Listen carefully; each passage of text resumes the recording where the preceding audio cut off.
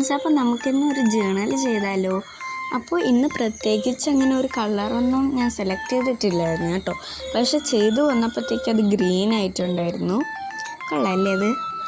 അങ്ങനെ ഞാനേ നല്ല രീതിക്ക് ഇങ്ക് പാഡ്സ് എല്ലാം ഒന്ന് സ്പ്രെഡ് ചെയ്ത് കൊടുത്തേ. എന്നിട്ട് ഞാൻ ഒട്ടിച്ചെടുക്കുന്നത് ഹാൻഡ് മെയ്ഡായിട്ട് ചെയ്ത് ഇതുപോലത്തെ സാധനങ്ങളല്ല. എൻ്റെ പേര് എനിക്ക് കറക്റ്റ് അറിയില്ല. അറിയാമെന്നുള്ളവരൊന്ന് കമൻറ്റ് ചെയ്ത് സപ്പോർട്ട് ചെയ്യണേ കൂട്ടുകാരെ. അപ്പോൾ എൻ്റെ ഒരു ജേണൽ ഇഷ്ടപ്പെടാമെന്നുണ്ടെങ്കിൽ നിങ്ങൾ സബ്സ്ക്രൈബ് ചെയ്യാനും മറക്കണ്ട.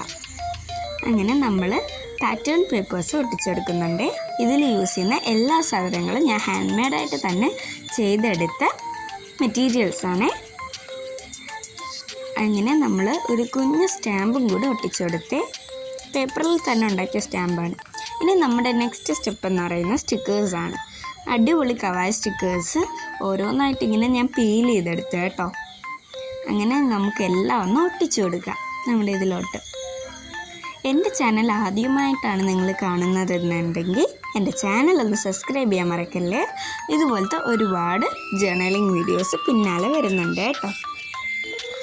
അങ്ങനെ പറഞ്ഞ് നമ്മുടെ ജേർണൽ തീരാറായിട്ടുണ്ട് കേട്ടോ. നിങ്ങൾക്ക് ഈ ഒരു ജേർണൽ ഇഷ്ടപ്പെടാമെന്നുണ്ടെങ്കിൽ ഒന്ന് സബ്സ്ക്രൈബ് ചെയ്ത് സപ്പോർട്ട് ചെയ്യണേ കൂട്ടുകാരെ.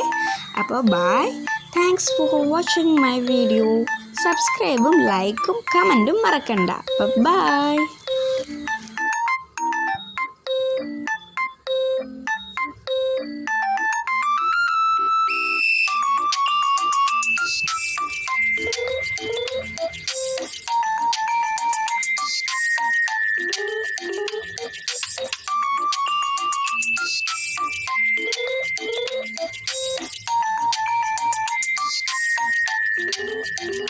Thank you.